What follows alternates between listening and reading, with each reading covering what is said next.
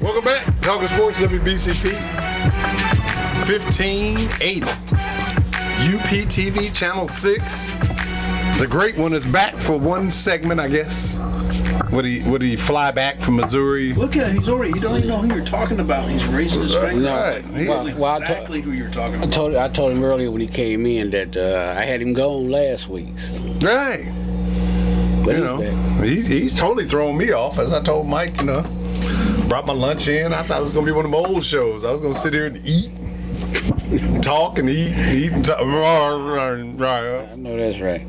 But I guess I have to wait between breaks to gobble down my. Yeah, I'm gonna watch him unhook it because yesterday, like I said, I had him gone, so I was messing with the equipment, seeing if I can get it to work. And that still trapped brain of yours. One try, got it. I think it's that little wire, that little one that he hooks up that goes from the camera. Yeah, that one right there. That's the one I couldn't figure out. So you didn't work in bomb disposal, did he? No. Yeah. No. I think it's this wire here. That's not it. You got to be 100% in that arena. You realize EOD guys are strictly white, right? It's a prerequisite. Is that what it is? Yep, you gotta be. Is it because you gotta be on time? Yeah, it can't be late. What time was that bomb set for? 2? But it What time is it? 10 after? Damn it. but it's that smart bomb maker that's gonna let it go off at 2 instead of 0. Is that what it is? So you doing the countdown? Yeah. Red or blue? Red or blue? It's getting down. What time I got? Click. You think 0, but when it gets to 2, boom. You go. Well, I just said that because we're the only ones stupid enough to stand there and snip wires. Because even in the movies, I've never seen an EOD guy or a bomb disposal tech that was a person of color. Wait a minute. I've got one movie for you. Now, this is an old one, though. Okay, I'm an old one. What was it? Kurt Russell. It was Airplane. It was an airplane movie. Kurt Russell was a government guy. God. Sorry, I don't do Kurt Russell movies. Executive Decision. Oh, actually, yeah, I probably. And the guy got on, but he broke his neck. So he had to talk the white guy through defusing the bomb. Yet the white guy remains stupid enough to try. Yeah. Once again, your premise stands on its legs. Okay. You guys keep your crowd back. Stay back. Right. I want you to stay back at least behind this building, around the corner. Wait a minute. Get in your cars and leave. Mike. Here, let me lead the way. Mike, how you doing down there? I'm watching you on the news feed. We're good. How much time I got? Helmet cam. Yeah, there you go. Had a crazy week of sports, I guess. I didn't have too much time to prepare, so I'm gonna have to wing it with you guys. Oh, winging it is what you do. There's nothing wrong. Right. For the most part. I just picture you just coming out guns blazing, Steel trap, smacking. Just closing things out. Mm-hmm. Yeah, and talking sports, you've been doing this for 10 years now.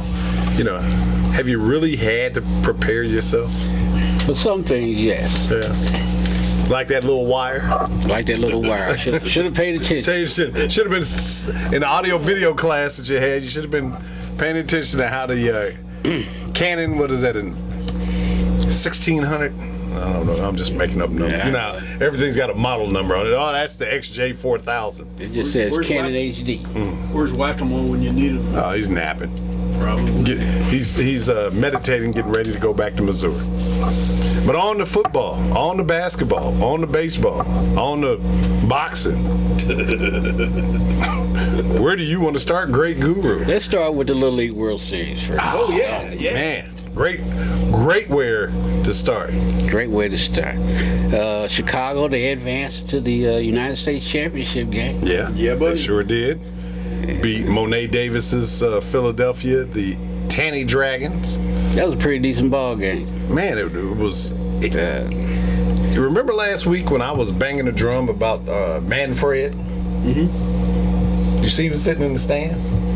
Oh yeah, he was. Manfred went to the Little League World Series. More importantly, I saw who was on the cover of Sports Illustrated. Mo'ne Davis, youngest athlete ever, 13 years, 2 months, to grace the cover of Sports Illustrated.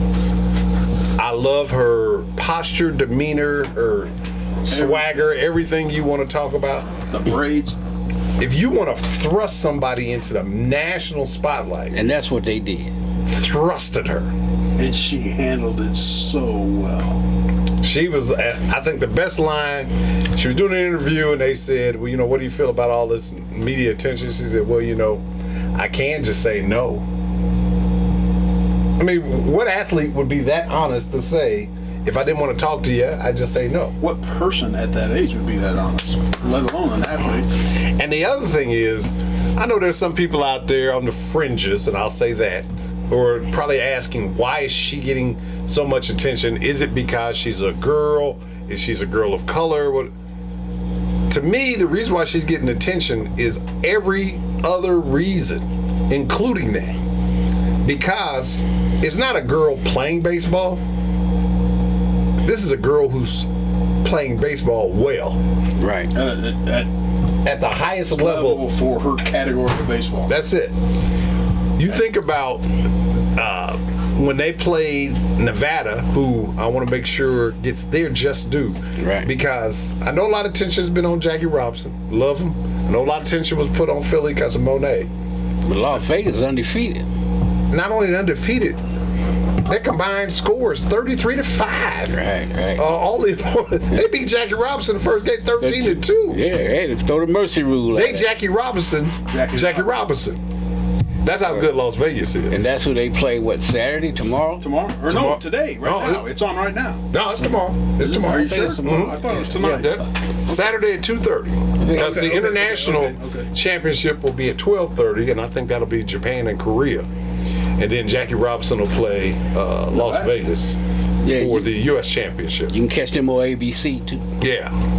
But going back to your point, Mo'ne Davis, with everything that's happening in the world, I'll put it that way, in the world, it's refreshing to see youthful innocence combined with superior athletic ability, combined with a stunning personality.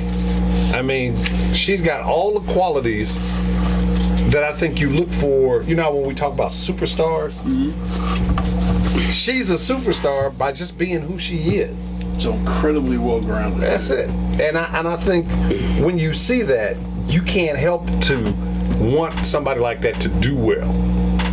And I think the thing that when I watched her play, what I liked is the fact that you never saw her get too high, too low, or too low. She was always, every now and then she'd crack a smile, if she struck a guy out or something like that. Yeah, but we all do that. Yeah, exactly. But think about this. I watched some kids literally have breakdowns on the mound during this tournament due to the stress. Yeah. I think it was a kid from Texas. Oh man, he had tears coming down his cheeks. He's still got the side out, but you could just see the mounting pressure. And for her, they had, I think there was over 30-some-odd thousand people at Williamsport on Wednesday for that game. Yeah, they said they had more people at that game than some major league games. They said they showed the Phillies attendance. They had 33,000. Phillies only had 25. So they know where good baseball's played. Right. And I think the other thing that I've been talking to a lot of guys who, I've coached with local Little League. The thing I've enjoyed about watching this tournament, all the teams have played at a high level, giving you some real exciting game. Exception of when you play Nevada. And even then, Philly took Nevada into the 6th inning with a 3-1 game. Yeah, I was just saying, because Philly was down 3-0 quick. Yeah. And she remained composed, and I thought it was really neat that she'd step off the rubber, collect her thoughts, get back on, throw another 70-mile-an-hour fastball. And the thing about her pitching, throwing strikes, you sit at home, and if you've never played baseball like Sarge, right? I don't think you have a true appreciation for how difficult it is to throw strikes and to throw in terms of spots. You know, a lot of times people just get up there and wing it, throw down the middle, down the middle, down the middle. Well, you got to have a ump that's going to work with you, too. Well, yeah, and there's a couple umpires in this tournament who chose not to work with some of these pitchers and created some additional frustration for these kids. But they're out of the, you know, with all this conversation, Philadelphia's out of the tournament. Out of the tournament. What I found, one of the things I found really neat about her was she'd rather play basketball. Yeah. Which is the prevailing sentiment amongst kids her age. Right. Baseball is just kind of that, I hang out with my buddies, play some baseball in the summertime. And most kids her age doing that you just said are not anywhere nearly as good. No, not at all. And, you know, and that's the reason why the Commissioner B was there, you know, because, you know, he was happy to see that 2 interleague schools, 2 inner city schools were playing, you know, for playing games at that high level, because that's what they're trying to do, to market to, you know, the urban kids. This is, you too could be here one day. Right. And remember, we talked about that a little last week about the changes that Major League Baseball needs to make. And there's a kid, Darnell Green, he's the catcher for Jackie Robinson. When they do the little preview and each player says their name and who their favorite player is, and he says Johnny Bench is his favorite player. And they did an interview with his dad the other night and asked him why Johnny Bench is his favorite player. And he got something in the mail, and it talked about, I think, his older brothers in high school.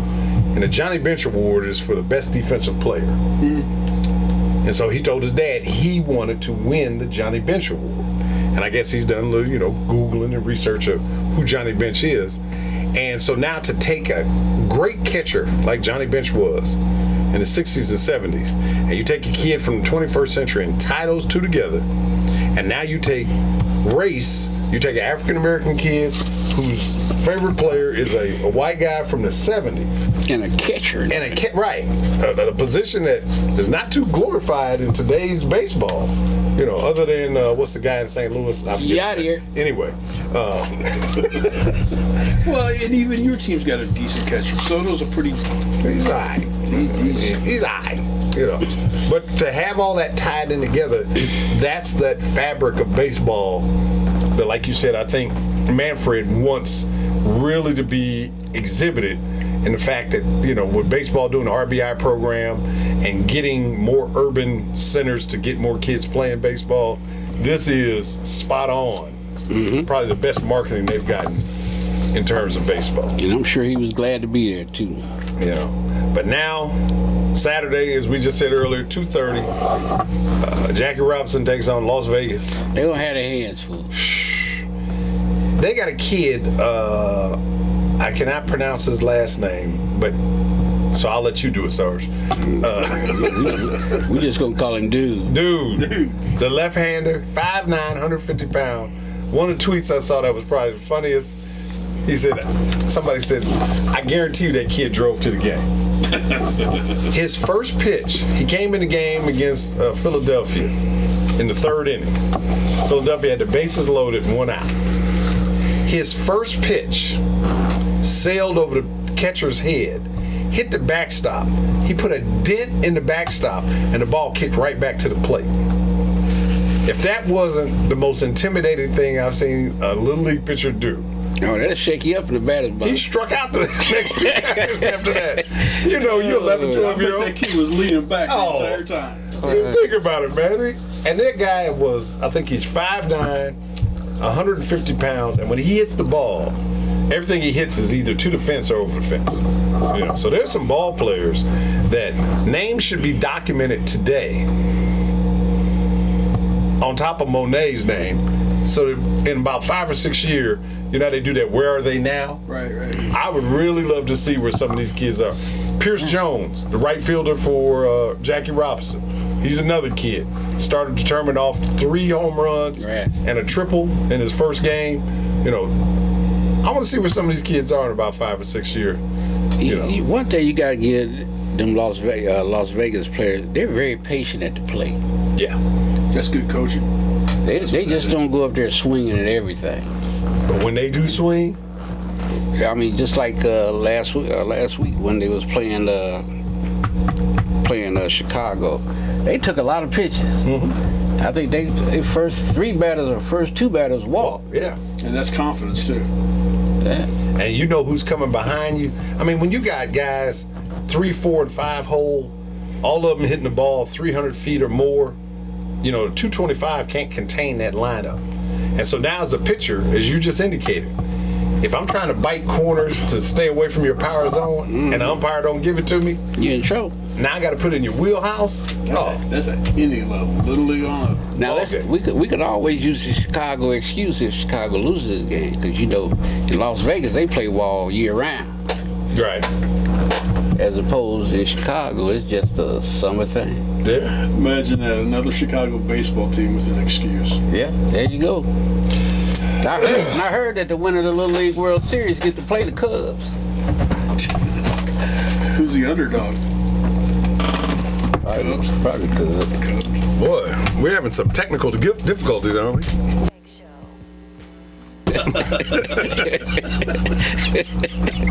Oh, shit.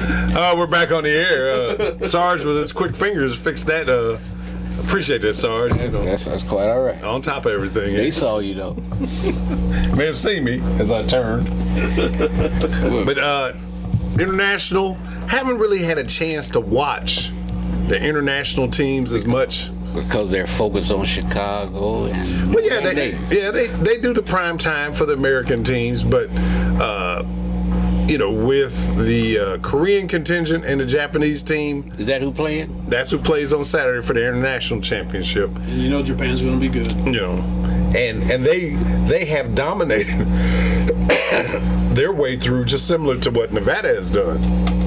So it's going to be interesting to see what happens on Saturday in terms of which teams play in the World Series Championship on Sunday. In terms of, is it Nevada or is it Jackie Robinson? Obviously, I think us folks here in Illinois are rooting for Oh yeah, you gotta go with the home Jackie team. Robinson. I would like to see them get the question would be like pitching, because they pitched their ace last night against Philly, and he threw his allotment of pitches. So, this is the other thing that has changed Little League Baseball, the pitch count. Right. Wednesday's game, Monet's manager took her out of the game. At 42 or something. Right, because if they were going to make it to Saturday, he was going to need her available. If she'd have pitched more pitches, she wouldn't have been able to pitch Saturday. Excuse me. A quick question I don't know about. If Jackie Robinson beats Nevada, do they got to beat him again? Or is that just it? No, and that was the thing I thought, because it was a double elimination tournament. But when they get that Saturday position, that is one and done. Okay, so 0-0, Right. 0-0. Yeah. Okay. Yeah, so they win that game, they move on to the championship game on Sunday. Yeah. Talk about pressure on Nevada. Yeah. Yeah, I think they'll be ready to. Well, I think they will too, but still, in that tight moment, in the sixth, 7-6, and you normally catch that ball at the fence, and you don't this time. I was going to say, I even go to the first couple of innings. Nevada has, jumped out on everybody that they've played. If you go into this game and Jackie Robinson keeps it close in the first couple of innings, it goes to your point about pressure. Now those guys are going, man, what do we do now? We haven't been in this position, so. And that's where good coaching comes in, too. Well, Chicago, I know if they hang in there with them this trip, because like I said, they got blew out the last game by Las Vegas. If they hang in here, I think they'll get a little bit of confidence themselves and maybe settle down and play some pretty decent ball. Because I know if they let Las Vegas get ahead of them, they're going to put their heads down. Oh, here we go again, sort of type thing. Yeah. Well, and they're 12 and 13 years old, so. Which is easy to do when you're 12 and 13, is to put your head down. But yeah, this is a great story, very inspiring when it comes to, you talked earlier about the essence of revitalizing inner city baseball. But I think just it gives a story And sometimes when you have a storyline, that can permeate into a lot of other areas that normally people don't talk about when it comes to something as, I won't say as basic as Little League Baseball, but would you have thought before this tournament started that we would be having this conversation about Little League Baseball at this, it would probably have been a footnote at the end of the show, and Yeah, by the way. I don't think we mentioned it at all last year. I don't think we've ever mentioned it, is my point. And now, Mike, he pointed out, number one, Monet's on the cover of Sports Illustrated. Everybody's talking about Jackie Robinson. Everybody's talking about the way these kids from Nevada are knocking the cover off the ball. I think it goes back to my point about purity. This is what sports is about. And then you got to give it up for ESPN too. Oh yeah. Because before ESPN got taken over by ABC, you only saw those games on ABC on a on Saturday and Sundays. Mm-hmm. But now you got ESPN showing every game. And they're showing the regional games. They're showing the games to get to Williamsport. Yep. So that there, is really giving some exposure to some kids who, and I'll be honest, in the past I used to be like, is this too much? These kids are young, put them on TV like this, is this too much? But now in the video age that we live in, I think I've changed my attitude towards it. I think it's fantastic, and I think the way they've carried themselves on and off the field in terms of the interviews and just how much fun they've been having. I think that's the other thing that I think a lot of people are enjoying is like last night with the rivalry of Philly and Chicago, they had a chef go over with a big platter of cheesesteaks to the Chicago team, and they're waving him off. And then they go over to the Philly team with a big platter of deep dish pizza, and they wave him off. And then they switched up, and both teams, accepted the food. I think just playing on storylines like that just gives some more positive information in a bleak environment that we live in right now. And those Philly cheesesteaks are excellent. Deep dish pizza. Philly cheesesteak. Because whack-a-mole sticks his hand. It sticks his hand up. Or deep dish. Oh, I thought it was for both, He probably have a Philly cheesesteak pizza. No, that was our hearts going, no, get out of here. But World Series, Little League World Series, Saturday and Sunday on ABC. Let's go to the NFL. This interesting story. Mel Blunt, I say Mel Blunt. LaVernon Bell and LeGarrette Blunt, they apologized Thursday for being arrested for marijuana charges Wednesday. They got pulled over by a policeman. He smelled a strong odor of weed. Have you ever smelled a mild odor of weed? Yeah, that depending on what you buy now, that. I would not know that. Depending on what you buy. Let me get a dime bag of Mind Rape. Yeah, there you go. Oregano. Okay, Blunt said he was sorry for the distraction that I caused my team, and he apologized to the team, the coaches, and the organization for causing that distraction. Now, Bell, Blunt, and a female passenger named Mercedes. Now, you're wrong already. Why didn't they call Adam Pac-Man before they did that? When you got a Mercedes in the car, or Alizé, or Hennessy. Yeah, or Diamond. That's usually the club name. you're wrong already. Mm-hmm. Anyway, they were stopped Wednesday afternoon with 20-gram bag of marijuana was found inside Bell's car. All three of them claimed ownership to it. Yeah, that's how you do. You got your brother's back. It's mine. No, it's mine.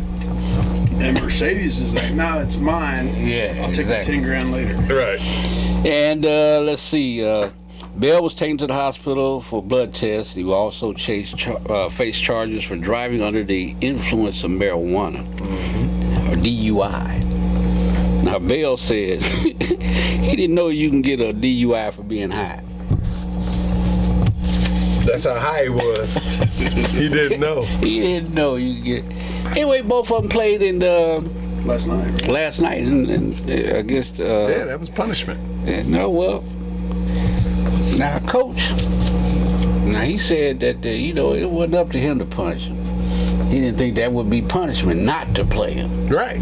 That's why I said that was their punishment. Because you think about LeGarrette Blount.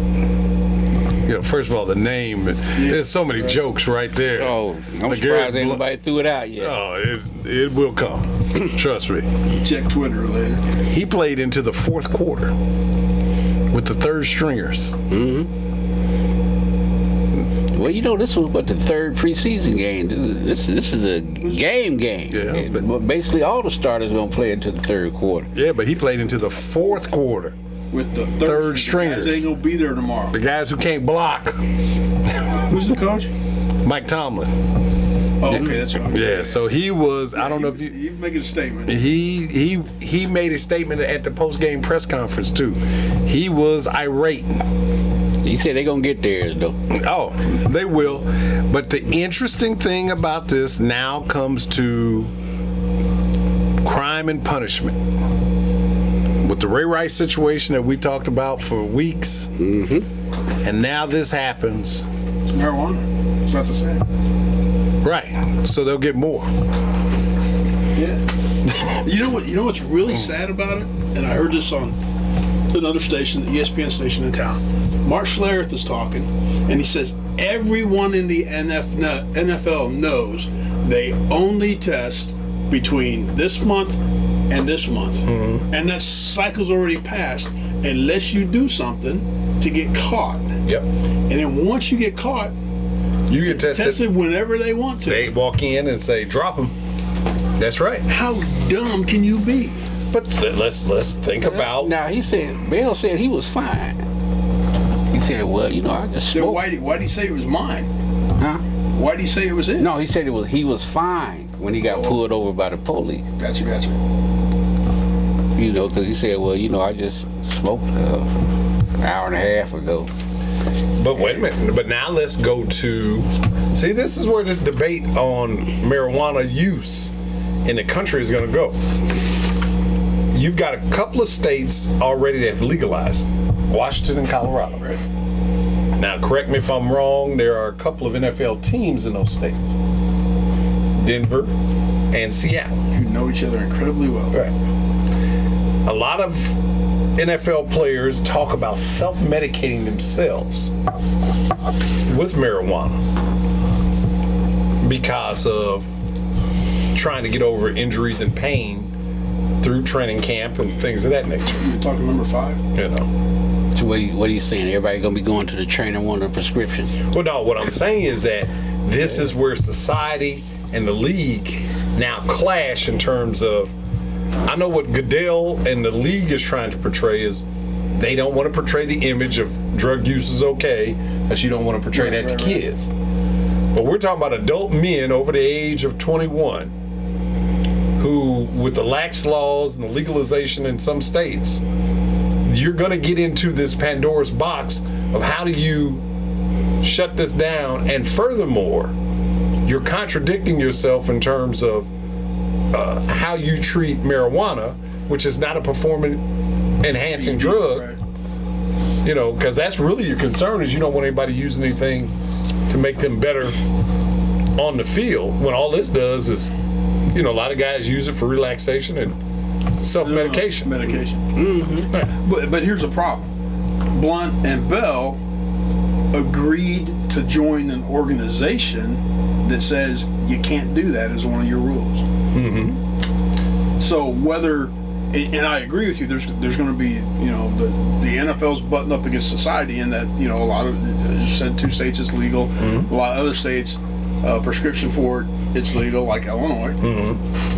But if I choose to, it's like if State Farm says to you, you can't drive a white Armada. And you go, okay, I still want to join your organization, and then you get fined for driving it. Right. Yeah, I guess, the numbers, what I'm looking at, we see this each year, more and more numbers of NFL players for being in possession or usage of marijuana.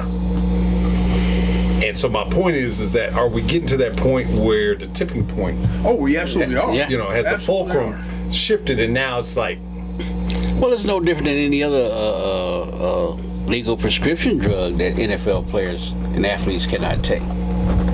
So I think this is going to fall into the same line. Marijuana's going to fall into that same category if and when it comes to that.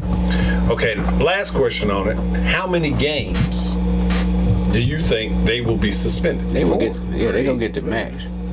At least 4 games. But they said that probably won't happen until next season. Yeah, but now you see what I mean We go about back to the Ray Rice situation. We're putting a hammer down on something, as I just pointed out, legalized in a couple states, prescription available in the state of Illinois. Man beats his fiance's future wife. He gets 2 games. We're talking about 4 to 8 games for these guys. I mean, it just, to me, it gives a mixed message. Absolutely does. And that's where I'm saying that there's got to be further conversation down the line in terms of how they view marijuana. Well, you know, everybody going to have Roger Goodell under a microscope on this. But I think not only Roger Goodell, the Players Association is going to have to really kind of revamp, you know, this collective bargaining agreement. There's going to have to be some meetings when the season ends, in terms of off-season conversation about how they're going to handle this issue and really just punishment in general. You know, as opposed to putting, you know, marked numbers and say, you use marijuana, 4 games, you second offense, 8 games, I beat my wife, 2 games. They've got to change that and be able to dole out punishment as the commissioner and the Players Association see fit. I think would be a better way of doing it, so that if I sit down and say, well, you know what, Sarge has never been in trouble in the league, so we'll slap him with a fine, but no game suspension. Now, Mike, on the other hand, that dude's, he's been high when he came across the stage to hug the commissioner. Mike was high, so because of that, Get his jersey. right, you know, when Mike was trying to get his jersey, he had a blunt hanging out his mouth. Was it my Dorito bag in my pocket? No, it was your orange fingers, because you had eaten all the Doritos. But I think that's what it's going to have to come to, because these, you know, etched in stone punishments, I think, don't make sense when we're talking about something like this. Well, and it has to reflect the society we live in nowadays. Yeah, I totally agree. Well, they still ain't not going to be able to do that until they have to renegotiate that collective bargaining agreement. Right. So I don't know how long this one is. There's something in the agreement that says in you know, whatever circumstance that they can amend it or add an addendum to it or something. There's a vehicle there for them to go back in and discuss it. Okay. All right, we're going to take a break. When we come back, 50 Cent, he blast Floyd Mayweather Jr., which I thought he was just wrong for that. Well, him and Jimmy Kimmel both. Yeah, But wait a minute. But he offered Floyd Mayweather a challenge. That's not a challenge. Yeah. That's a sucker bet. Think you better let it go. Yeah. $750K. Looks like another reading TKO. But we'll tell you what that challenge was when we come back.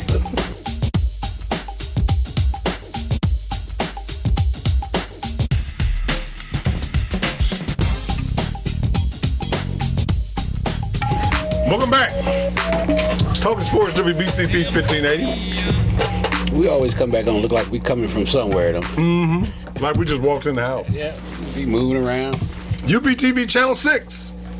The great, the one and only, Whack-A-Mole himself, Joseph Williams, on, what would we call it?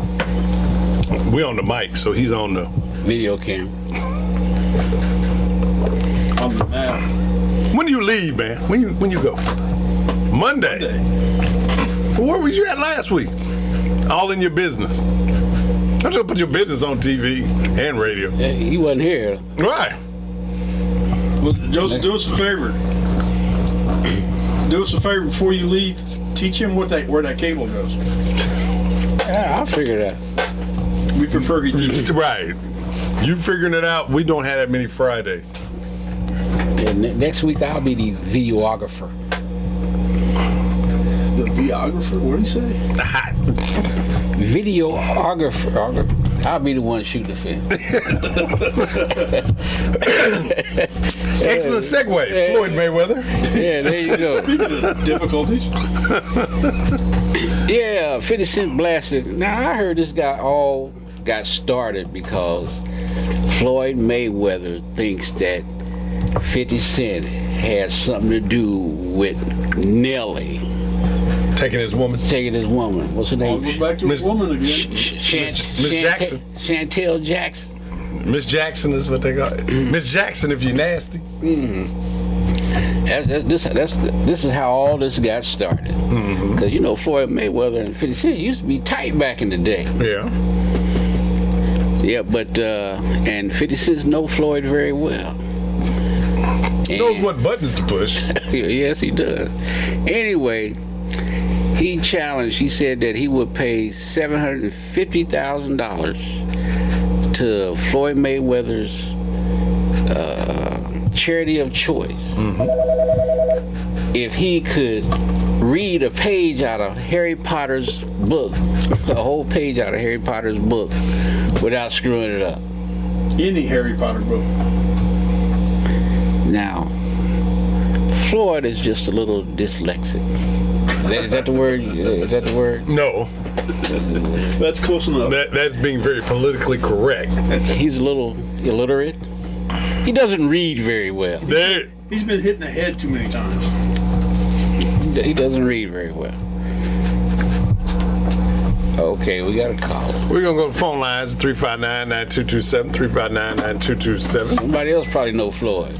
If this is Floyd Mayweather, Sarge was talking about you. Go ahead, caller. So this isn't Floyd Mayweather, this is Billy Stovall. Yes, sir. All right, to whom am I speaking with, please, sir? Oh, that's the singer Billy Stovall. Yeah. This is Talking Sports WBCP 1580. You're talking to Sergeant Rock. Hey, Billy, we doing a sports show right now. Let me call you back when I get off the air. Please do. Okay. All right. Okay. Y'all don't know Billy Stovall? Blues singer? We know Billy right now. I got his picture up there somewhere. I know he already is ahead of Floyd. Yeah, I call Billy back when we get off there. But like you said, this is a beef that's been going on over a year now. About a year now. It started, as I was telling Mike off the air, 50 and Floyd got pretty tight, and 50 wanted to do some fight promotion. And there was some disagreement in terms of how to proceed with that. Long story short, they fell out, as obvious. And, Floyd, Floyd he's good at, just making disparaging comments about people publicly. We've seen it just recently with T.I.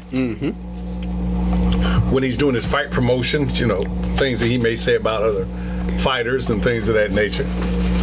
And as you said earlier about 50 getting close to him, he knows what makes him tick. Well, you know what they say, if you live in a glass house, don't throw no stones. Well, he's got a lot of shattered glass right now. Because the Miss Jackson thing, as I shared with Mike off the air, Nelly is now dating Floyd's ex. And the question was to Nelly was about this back and forth on Instagram and Twitter, which to me is hilarious. I don't get it. First of all, how can anybody argue via social media? Yeah, text, type. That's utterly send. Yeah, that's utterly ridiculous. Oh, you type that? Type. Exactly. Send. I'm gonna send all caps to make it sound angry. Are you kidding? You putting all your business out there in the street for everybody else to see. And you got people like me sitting there reading and saying, y'all stupid. It can't frame it any other way. Y'all need to follow Richard Sherman and Patrick Peterson. Yeah, they went back and forth about who's the best based on their contracts. And then Richard Sherman took a picture of his Super Bowl ring and sent it to him and said, Here you go. Here you go. You still mad, bro?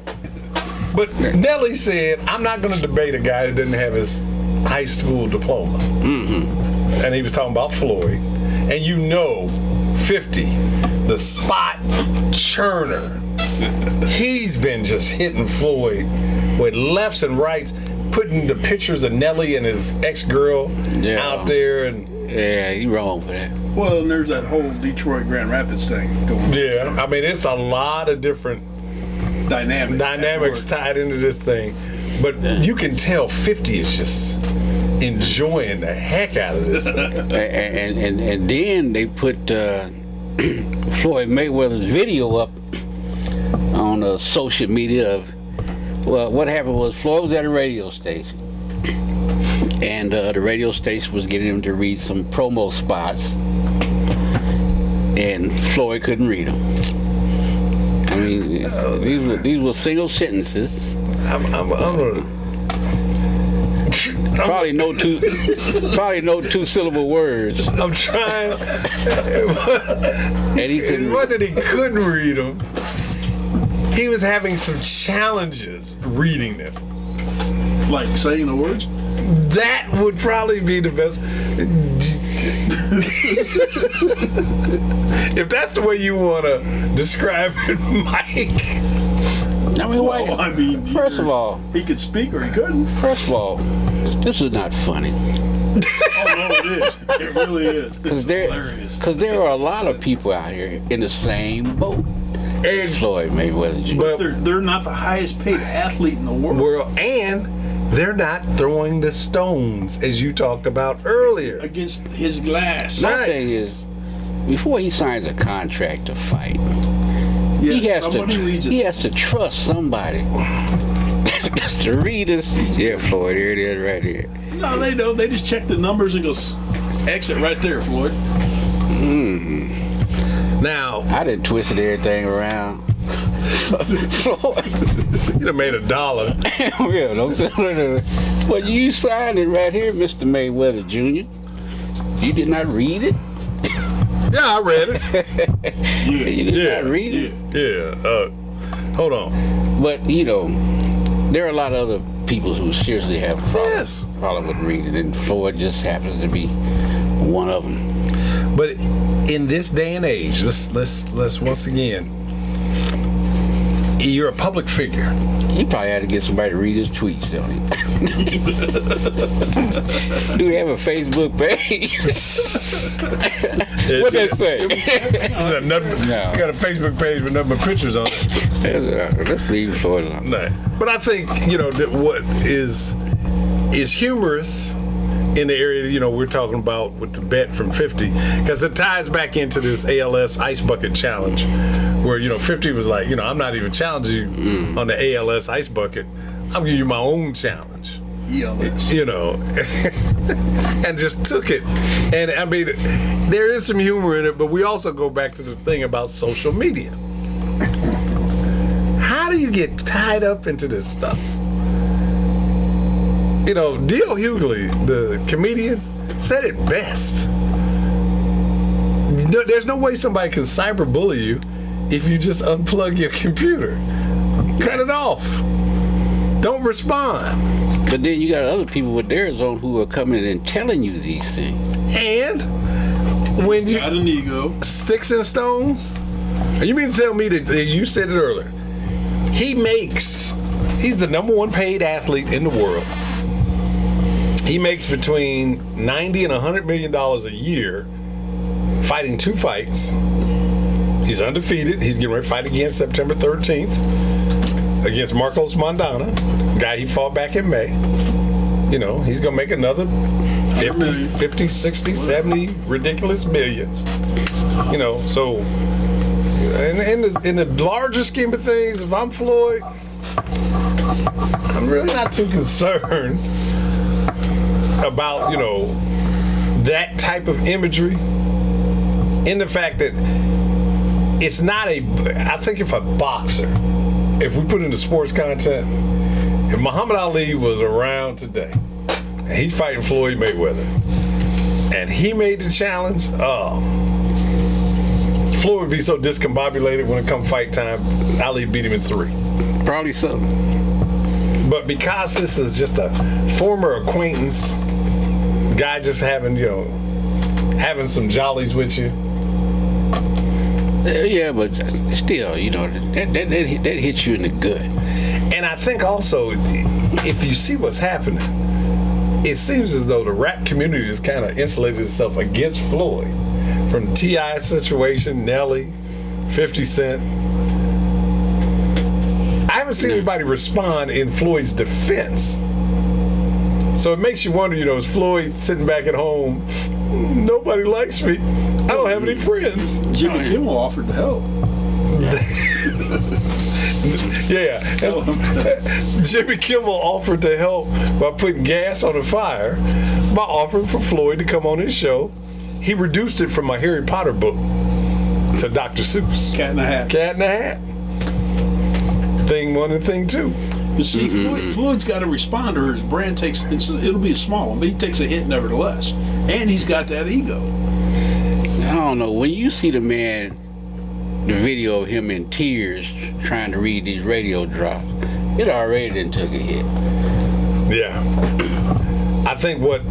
Well, but the question is, would the video of the radio drops have been released if 50 Cent didn't do what he did as quickly as they were released? No. Oh, of course not.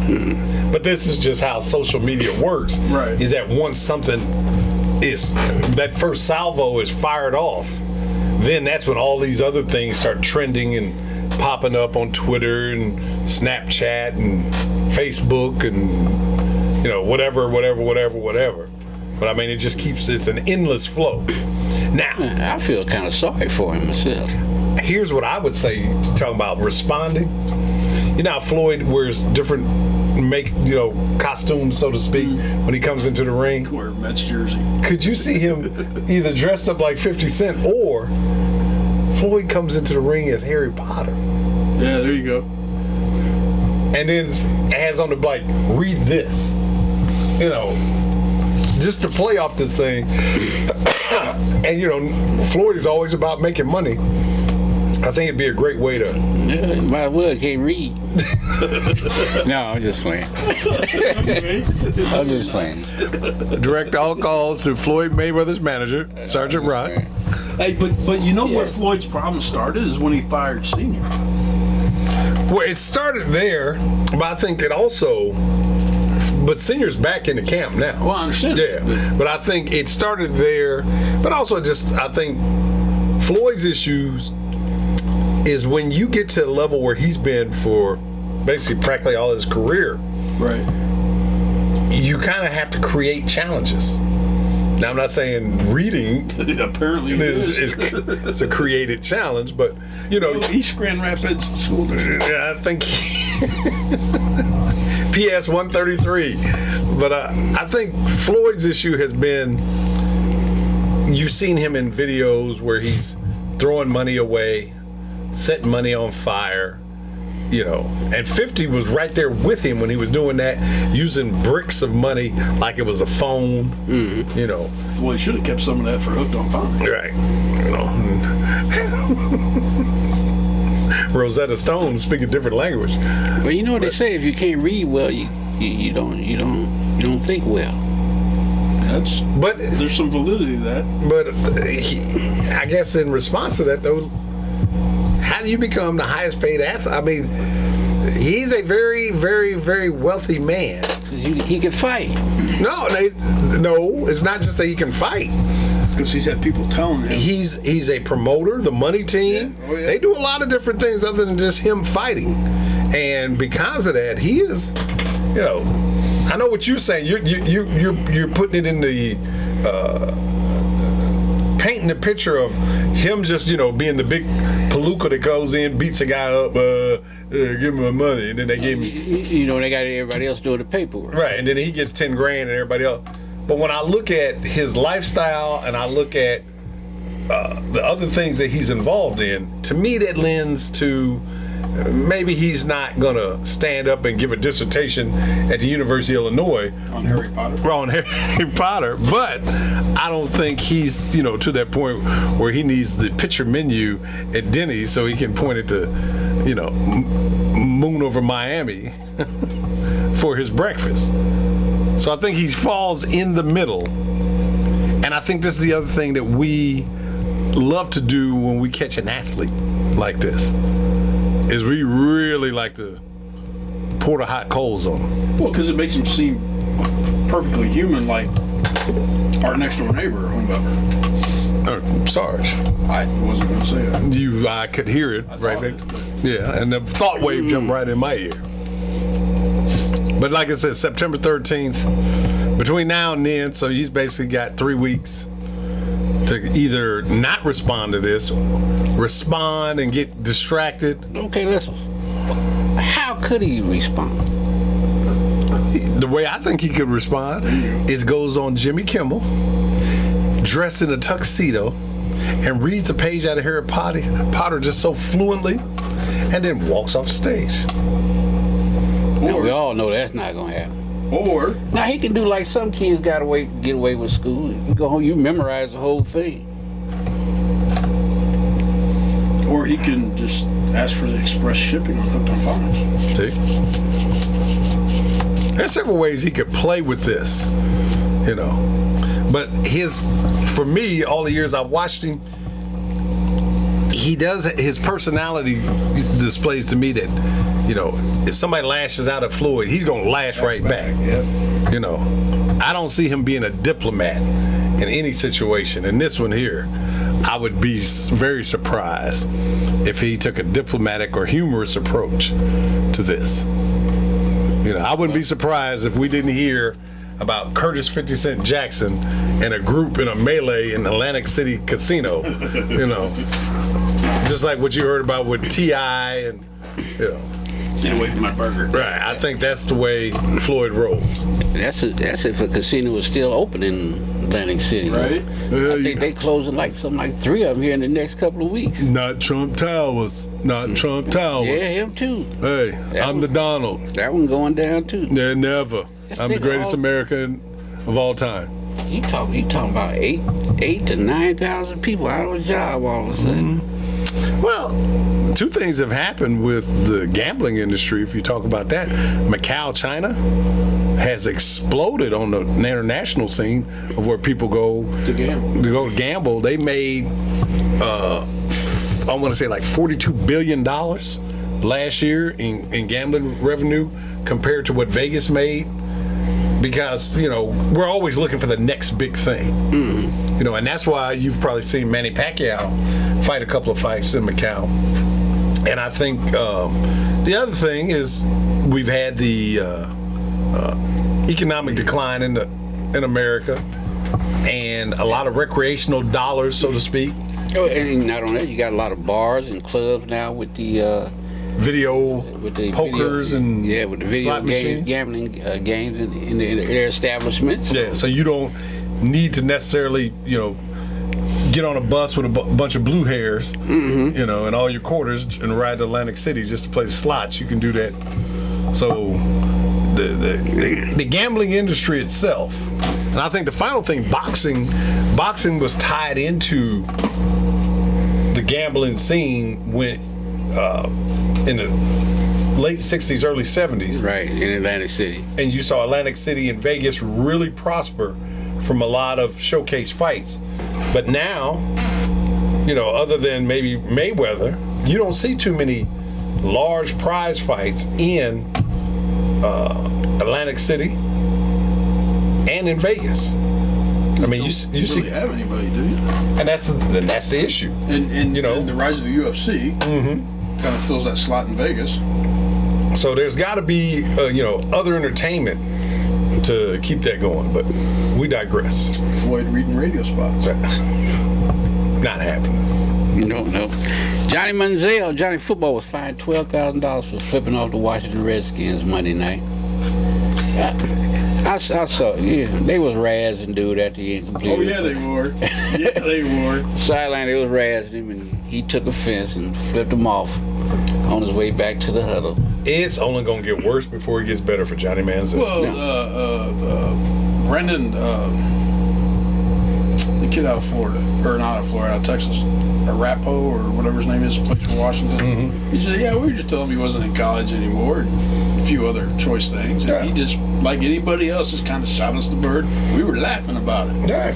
So, but I think the image of Johnny Manziel that the NFL wants to portray, but this is Johnny. That's who he is. yeah, that's exactly who. Johnny Manziel was the same way when he was at Texas A&M.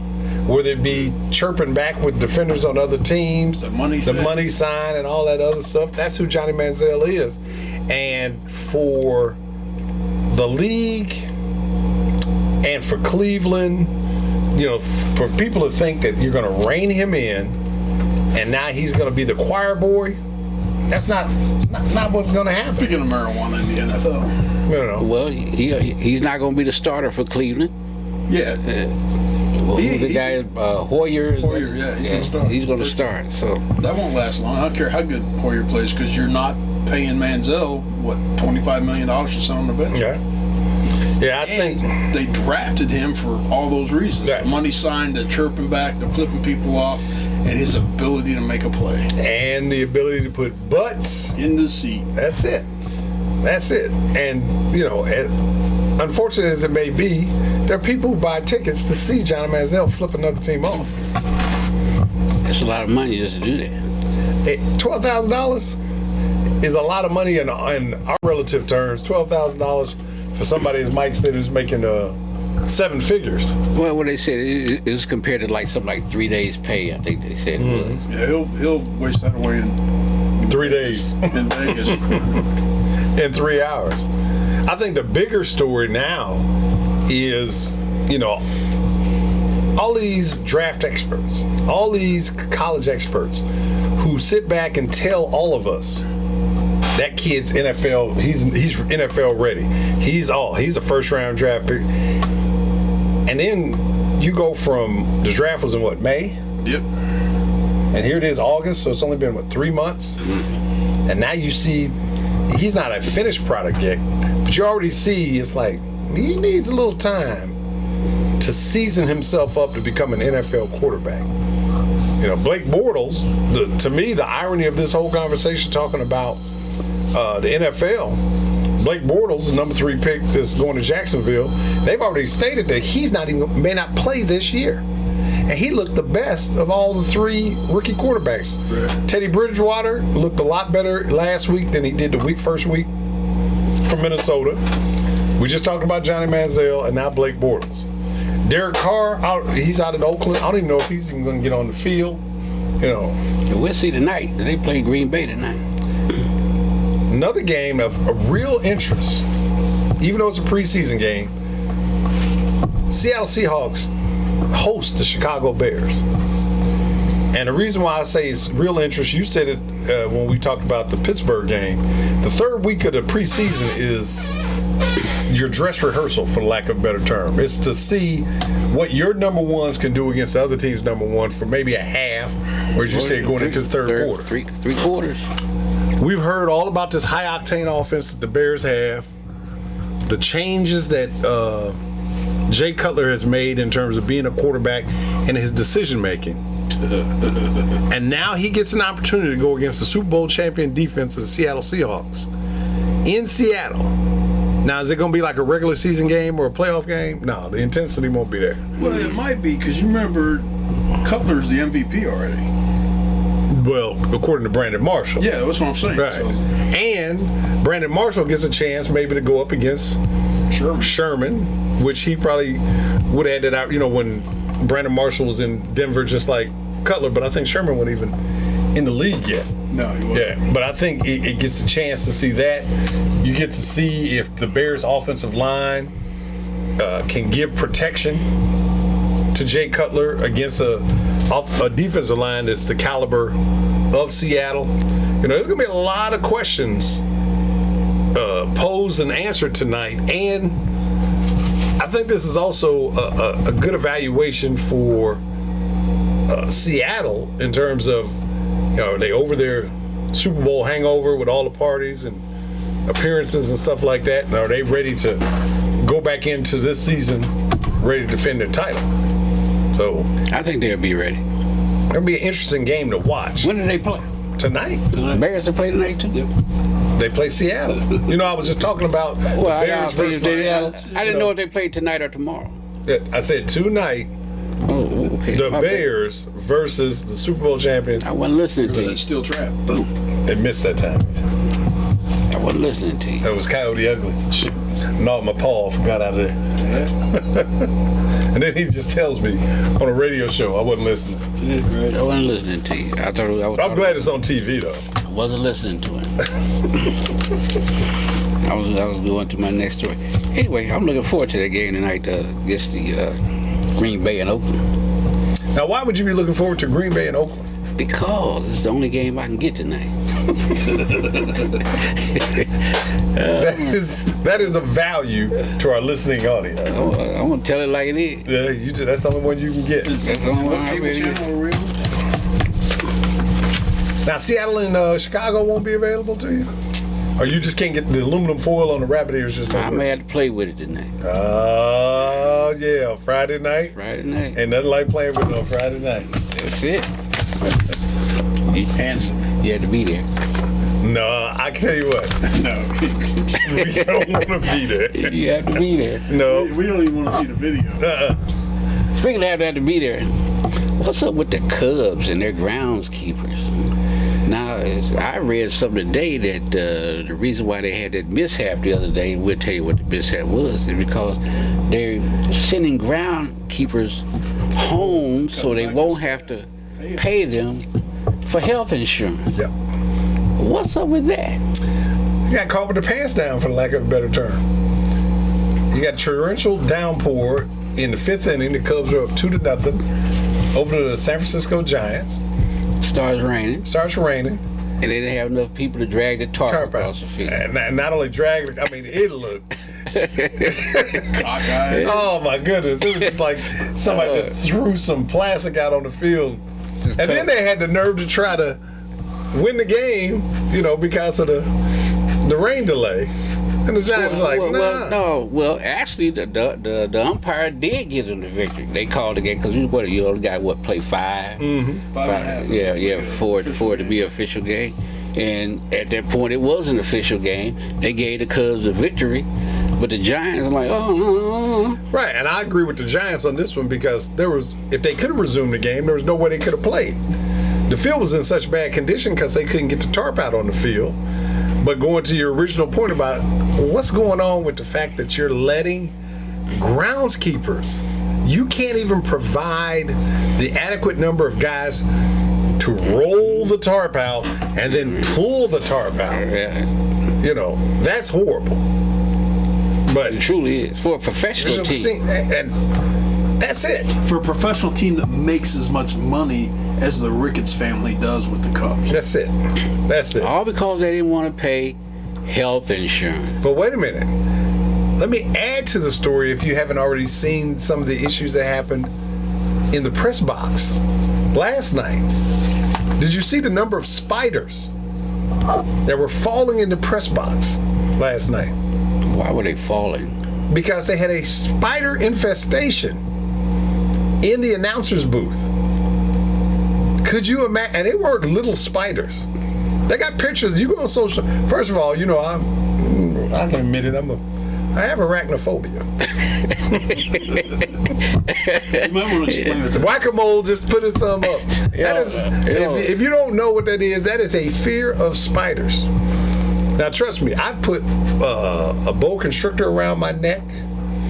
I love dogs. I've messed with some of the biggest dogs. But let a spider come. You want to see somebody run out of their skin? Well, let me ask you, what is it about spiders then? It's the way they move. Is that it? It is the way. They move sneaky like that. Oh, they be like, yeah, I see you over there. And then they, They take a few steps, then stop. and then go sideways on you. And then They drop down, swing down. oh, see. So anyway, they actually, if you go on social media and watch, you can see them either falling or crawling along. You know how the big opening for the announcers, they're looking out. There, you can see them on that opening. And they talked about how professional the announcers were in spite of this. Sorry, guys. I was just sitting here thinking, I don't miss Harry Carey a lot. Oh. This would have been one time. Hey! I'm sitting there trying to drink a good cold Budweiser. And all you hear in the background is Whack, whack. Oh, he's beating the hell out of him. That's And great. then, all right, Steve Stone, where's the raid when you need it? Steve, are you still throwing baseball? Right. Could you get one of these? So they got spiders, bad tarp management. You know, And a tight butt ownership group apparently. now I know we're getting to, they're getting out of the dog days of summer, getting ready to go into September. But They're fixing to go on vacation. yeah, but All the come grounds on. crew. I'm saying, I mean, you only got to pay it for so long. Right. And it's not like you have a grant out of 162 games, you only need them there 81 games. And you know how the weather is up in Chicago. And that's what they just had 10 inches of rain in a 24-hour period in northwest Indiana. Yeah. So you know what happened on the north side of Chicago between. They got some, yeah. Yeah. They had guys out there with mops and mop buckets. Yeah, they had guys out there with leaf blowers trying to blow the water off. They don't have that drainage system under their Apparently not. field like some fields. I think they do, but I think it's the fact that if you don't get that tarp on, that water can pool up pretty quick on you. Because it's clay. Yeah. So, I'm going to tell you what I used to enjoy, and I think the Cardinals had it back in the day. I think the Phillies used to have it. automatic one. The automatic, right? When they had the turf, and it would start raining, you would see it just rise up out and just roll out on its own. That's Vince Coleman. And then when got his leg caught in there, but the guys would just grab the tarp after that and just pull it on out. Yeah. So maybe they need to go to that. If they want to save money. Oh, hold on, now you don't want to pay nobody nothing. Now you want to. Right. I'm just saying if you automate it, then you ain't got to pay anybody but one guy to press a button. But it's Wrigley Field that won't work. It's Wrigley Field. Nothing ever works at Wrigley It might work, exactly. I'm just picturing it like sitting right behind second base, and it pops up out of the ground and then rolls all the way to the home plate, and then you just need 4 guys. Each guy grab a corner, Right. pull it back, and you're done. Ain't gonna work. Okay. Some cash-strapped athletic departments outside the Power 5 conference have started to use beer sales as an alternative revenue stream. And more could be following suit soon. That's always a great idea. Yeah. While beer drinking is a common sight at tailgate parties outside of college football stadiums, a growing number of schools are bringing the party inside, opening taps in concourses that traditionally have been alcohol-free. North Texas, SMU, and Troy University will begin selling beer this season. 2 of the 3 schools mentioned are in Texas. Yeah. They're among 21 on-campus football stadiums where any fan of legal age can grab a brew. You want to know who some of them schools are? Sure. You got Alcorn, North Texas, Bowling Green, SMU, Cincinnati, Syracuse. Voter registration, have a beer. Yeah. Colorado State, Tupelo, Houston, Troy, Kent State, Tulane, Louisville, Western Kentucky, Minnesota, in the Big Ten selling beer. West Virginia, Nevada. Off campus, Connecticut, San Diego State, Georgia State, South Alabama, Hawaii, South Florida, Massachusetts, Temple, Memphis, Texas, San Antonio, and Miami. Now, some of these games are being played in, some of these schools are going to be playing games in Gillette Stadium, so you know they already sell beer there. So is that where the Giants and them play at? Oh, Gillette Stadium. I thought that's where the Patriots. Yeah, Patriots. Robert Kraft owns Gillette. So yeah, they're gonna be selling beer. Worst idea since the invention of beer. Give already blasted people more beer. Give already blasted people who are emotionally unstable because they're rooting for One team or another. More self-medication. Have you ever been to an NFL arena? Yeah. Okay. Now, usually the NFL crowd's a little older. Because they're richer and can afford it. There you go. And therein lies, you still have issues of security because of alcohol. Now imagine you've got student sections with some students of legal age to drink, you've got alumnus who've been tailgating since 6 in the morning, having beer and eggs. We won't mention any former Iowa Hawkeye defensive backs. Of course not. And they've been drinking. And now you open the gates. Come on in and have some more. Now they're saying that they're doing this because they never, the schools that have already been selling beer today never really had any problem, additional problem. Right, but look at the schools you're reading off. We're not talking about the power conferences. University of Minnesota. You get University of Minnesota and Wisconsin playing, or University of Minnesota and Michigan, two of their rivals, and you get them in there already tailgated out for an 11 a.m. game. There you go.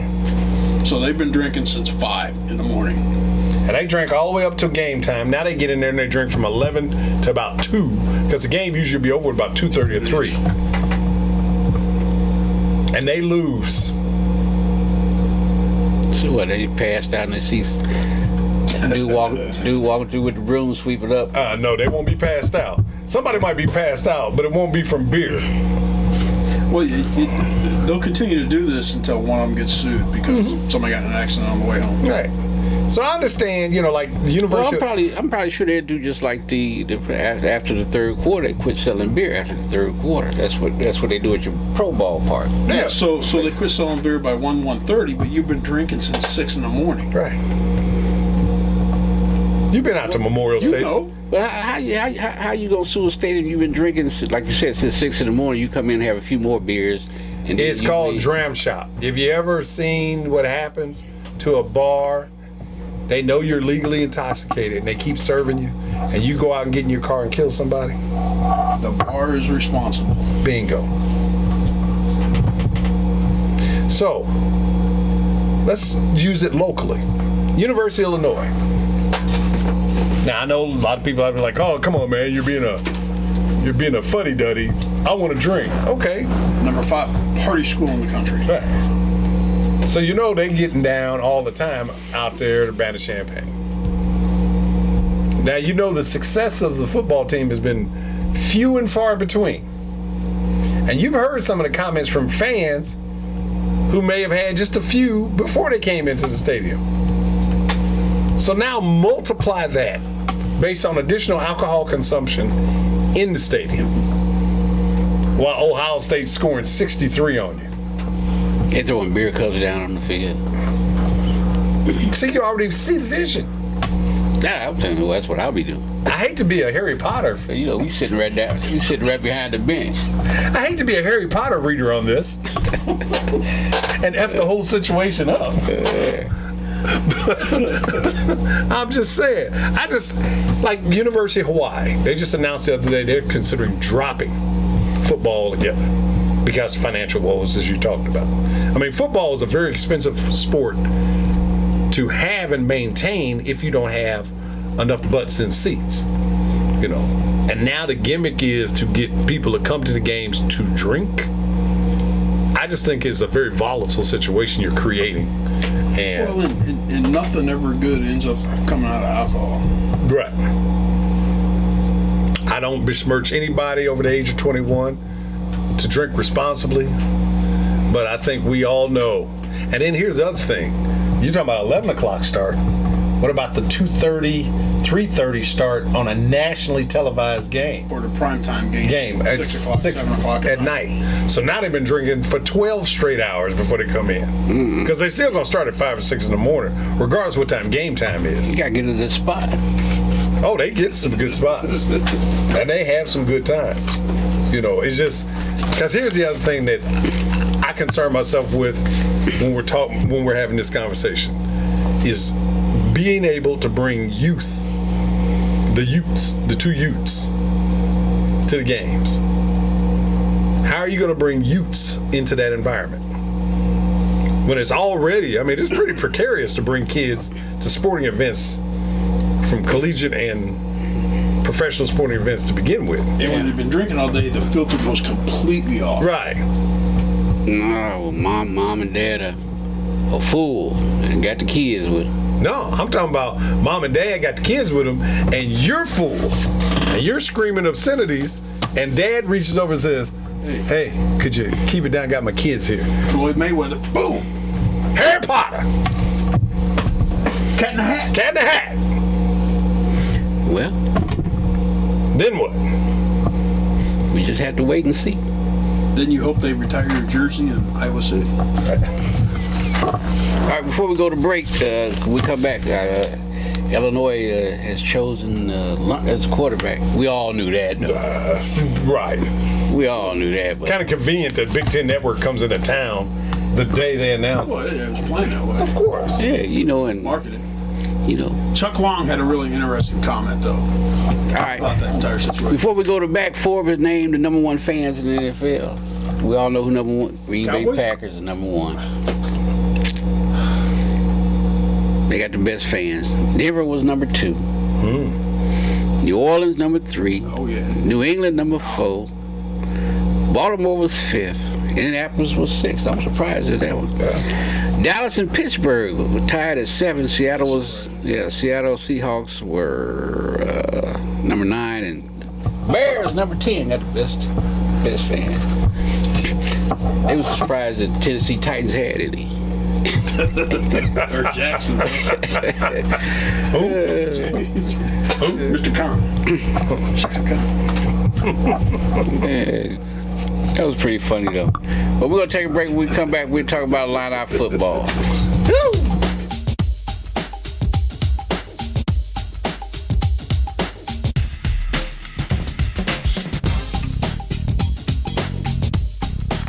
Welcome back. Last portion. Talking Sports WBCP 1580. UPTV Channel 6. China Cable 372. You versus 99. What does it come? Does it come in on your rabbit ears? What's that? He's not listening again. What's that? He's busy. He was doing research. Yeah. Something over there. I was out there doing something. You're always doing something. I know. You know what? You Hazard- mastered the art of looking busy. Hazards of the job. Doing whatever, I have no idea, but you Joe, he mastered that a long time. of looking busy. About 30 years ago. I do nothing very well. You do. And he looks good doing it. And so then when somebody comes and says, "So, Sam, what are you doing?" I'm done already. Carry on. Thank you. It's a good soldier there. That's right. I wish we had more soldiers like him. Cox, get off your Yeah, whatever you ask me what I'm doing, I'm done already. expeditiously, sir. It's been taken care of. Well, speaking of taking care of, the new quarterback at the University of Illinois has been introduced on the Big Ten Network Tuesday night when they were in town. Coach Beckman said that Wes Lunt, I mean, that was amazing how he kept that a secret. I mean, none of us knew. We knew that when he transferred. August 2013, Wes Lunt will be the starting quarterback He when he's will eligible. be the starting quarterback, yes, sir. I don't care who else you recruit. Joe Namath, Joe Montana, Joe Stovall. Lunt is going to quarterback. As long as he's healthy.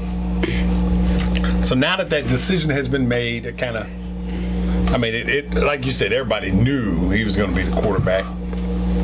Now the question is, who's his backup?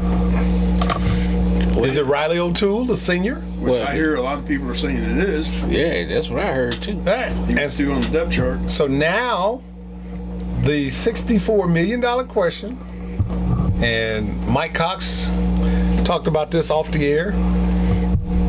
Chuck Long, the analyst for BTN, Former Iowa quarterback. said that Aaron Bailey, most important player on the University of Illinois. He gave a reason, He gave a couple of them, actually. and they were. He said last year, Shieldhouse rushed the ball 100 times. There's no way Bill Cubitt is going to have Wes Lunt rush the ball 100 times. They began to work a Wildcat package in for Bailey last year, which we saw a little bit of. Tended to be typically a run, and everybody in the universe knew it. But nevertheless, and he said that if Ferguson and Donovan Young aren't going to pick up those extra 100 yards, because you don't want to wear them out, so Bailey's your man to pick up those carries that Shieldhouse had. Now the thing is, some of those carries that Shieldhouse has were not designed. Right. They were out of scrambles, pressure from defense. As Mike so eloquently stated earlier, you bring Bailey in, dog ears for the defense. Run! Mm-hmm. Run! Run! So now you're Aaron Bailey. Darn. You feel like Jim Brown in the Dirty Dozen. You know it out there. You got hand grenades and you're trying to throw it down the tube and kill the Nazis, but there's a machine gun nest out there. That was on last week. Was it? Yeah. You know, every time you watch that, this is like Boys in the Hood. You always hope Jim Brown makes it that time. But he never It did. never does. I don't know what. You know, they don't have an alternate ending for that movie, do they? Nah. Well, I think the thing to Bailey's credit, because I mean, everybody knows he was, 4 or 5 star recruit when they recruited him. Highest recruit ever, 5-star in the history of Illinois.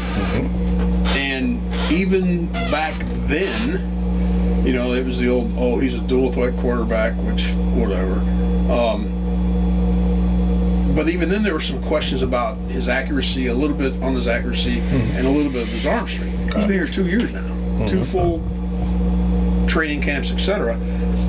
And everything I've read or heard or anybody's ever told me about Aaron Bailey is he's a sharp kid. So you know he's been working his butt off to improve his accuracy, if that was in fact an issue, some of his arm strength. So you throw him in that Wildcat package, doesn't always mean it's going to be a run. Right. Well, So you don't necessarily think it's going to be a run. But 9 times out of 10 is going to be. last year, that's correct. Yeah. And the reason why I say even this year it's going to be a run is if it's a pass play, why do you take Lunt out? Exactly.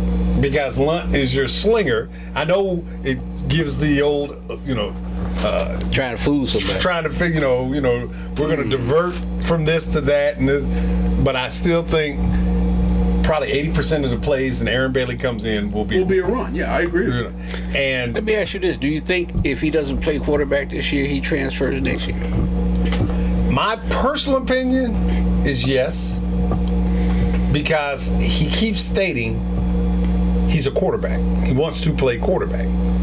Now me and Mike talked about it off the air. I mean, he's the perfect athlete. When I say perfect athlete, with size, 6'5", 225, 230 pounds.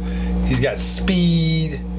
Mike talked about his intelligence. He's got everything you need. But does he then become this 6'5" giant running back, or does he go to receiver, tight end? What does he do? And then does he take the chance of going to one of those positions and it doesn't Doesn't work. Because he only got 2 years of eligibility. Now, Mike made an excellent point when we were coming out of the break. Why not redshirt him? This year, to me, would be the perfect year to redshirt. Why? You already have your backup quarterback. Yeah. O'Toole's he's going to be your backup. So if something happens in Lunt, you can bring O'Toole in. But save a year so that also you get Aaron Bailey off of the same calendar year as Wes Lunt. Yeah. So that if it comes down to it, hypothetically speaking, Lunt plays 2 years and goes pro. Bailey would have 2 years left. Right. And if you redshirt him this year, he has another year in Cubit's system to work on whatever real or perceived weaknesses he may have.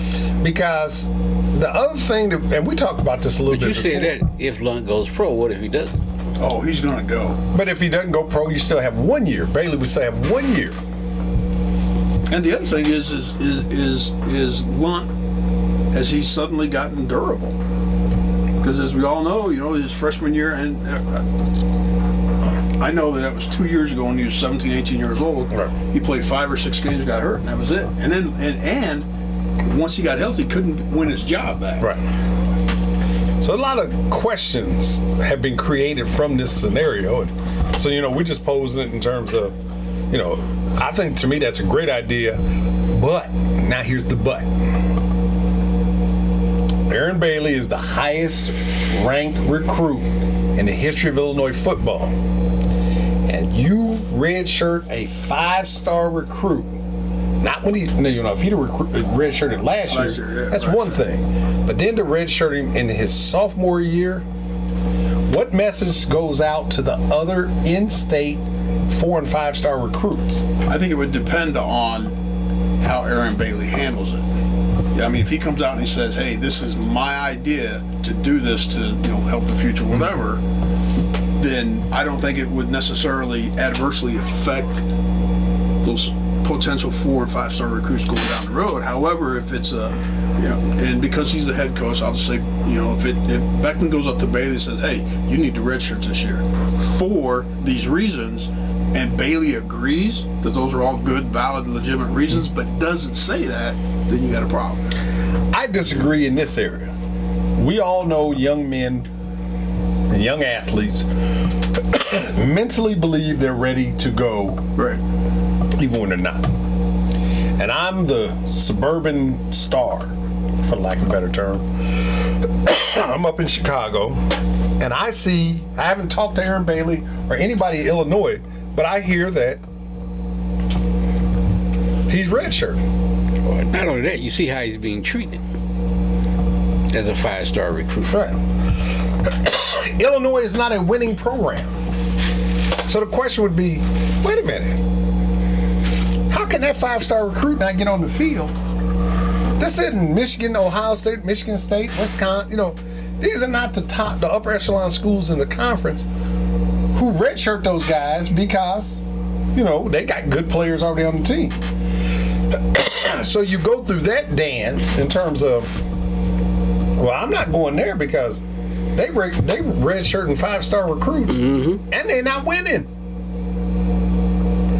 So the key to all this conversation is victories this year. Because if you can take a Bailey and put him on the bench or redshirt him, or, and win 5, 6, 7 games, you can do that. But you win 3, 4 games this year, and you're talking about Aaron Bailey not playing or redshirting. Well, I mean, the one thing about Bailey, he's always said Illinois is his school. Mm-hmm. So, but I agree, at a certain point in time, you want to get on the field. Mm-hmm. Like I said, especially when you're in that elite level. Right. Where you've won He could have gone anywhere. He won the class 8. 7 or 8, something like that. 8A, so he was at the biggest of the big boys, high school championship. You come to your state school, you get some tick your freshman year, and you got some tick behind the total yardage leader in the history of the school. Mm-hmm. If his numbers digress because of Lunt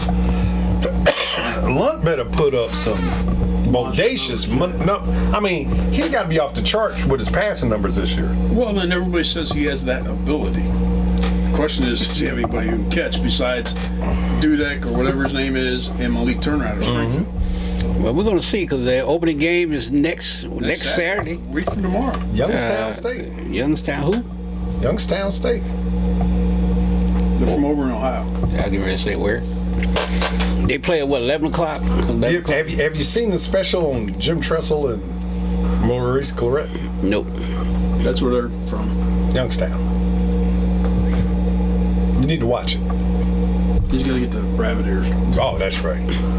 Have Bobby the Cable Guy come by and hook you up. And I should watch it. Why? It gives you a great understanding of the city of Youngstown. Yes, it does. And what it means to be a football player in the state of Ohio. And how Youngstown State, where Jim Tressel started his coaching career before he went to Ohio State, and now he's actually back there. Yeah. I think I've been through Youngstown once, Ohio. Don't they have a Probably. Air Base or something there, I think. No, that's Dayton. You're thinking of Wright-Patterson, Dayton. Oh, is that what? Okay, yeah, I think that's what I'm Wright-Patterson, thinking. Dayton. Youngstown, they've got that sarsaparilla bar you used to go to on Friday. That's some pretty good stuff. Okay. 2 sarsaparillas for me and my friend. Yeah, that's almost like root beer. Just about. If you ever had any. Speaking of women's volleyball, Sarsaparilla. Locally, Parkland. The women, they start this weekend. Start what? Are you even on the planet? Are you even with us? Yeah. When they start? Volleyball! Oh. Season starts this weekend. Season opening tournament up in the Wisconsin Dells area. You go? for the #1 ranked in the nation junior college volleyball program. That's correct. And one of the things that Parkland has done quite well over the years is brought in a lot of local talent. You know, you got some fine high school volleyball programs, not only just in Champaign. Yeah, their but it's around softball the teams community. has been fairly highly rated too, hasn't it? Yeah. they've But been we're not talking about them right now. Well, I was just bringing up, you mentioned I how get it. well they've been doing with their sports program. Right. Mm-hmm. The men's baseball team won a national championship a couple years ago. There you go. And they got a spades tournament out there in the student lounge. They play big with. Oh. Boston. He was slapping the table all the way down the hall. There you go. sir. And everybody jumping up. Ah! I didn't know we had a big joker. But we digress. But yeah, the women kick off. And then real quick, high school football is a week away. Everything's a week away. Scrimmages start tonight and tomorrow. Champaign Central has their scrimmage at 6 o'clock tonight. The Urbana Tigers will do theirs tomorrow at their facility. And Centennial will do theirs tomorrow also. So, you know, everybody's undefeated. Nobody's defeated. Hope springs eternal for every program. You know, all those 2-a-days, and you know, this summer was pretty mild, so they didn't have those hot. Yeah. You know, actually, the practices they've had this week have been hotter than any of the practices they had during the summertime camps. But yeah, 6 o'clock Central, and then after the Central scrimmage, if you want to come out to Fat City tonight from 7:30 to 10:30, the Central Booster Club is having a kickoff to the upcoming season. You have an opportunity to get a raffle ticket for $5 or 5 raffle tickets for $20. That sounds like 50 cents. Floyd Mayweather. I can't read that my raffle tickets. But raffle tickets, 5 for $20 for a 50-inch HD TV, courtesy of Aaron's. So come on out to Fat City tonight. If you can't make it to the Central scrimmage from 6 to 7, then come on down to Fat City from That's still off 7:30. of, was it Springfield and Green Street? If it's Neil. off of Springfield and Green Street, No. Neil and Oh. Springfield. I was There saying, you go. No, Yeah. one of them. Neil and Springfield. I've been there before. I just couldn't remember. It's usually when you come out, it's tough to remember when you come out. It's easy when you go in, when you come out. But yeah, that's what's going on, high school football. So get out, whether it be the Central scrimmage tonight, Urbana's tomorrow, Centennial's tomorrow. Support the kids. We always talk about, you know, tomorrow's stars playing today, just around the corner. All right. Well, that's going to do it for this edition of Talking Sports. We do this each day, every Friday from 2 to 4. You tune in next week. We'll lace them up and do it again. Mike. Thank you, gentlemen. Joseph. Huh? I wasn't listening. See Sally run. See the cat Run, in the hat. Sally, run. Man, I ain't giving 75 cents, let alone 750,000. You remember them books back in school you had to read from? Floyd don't.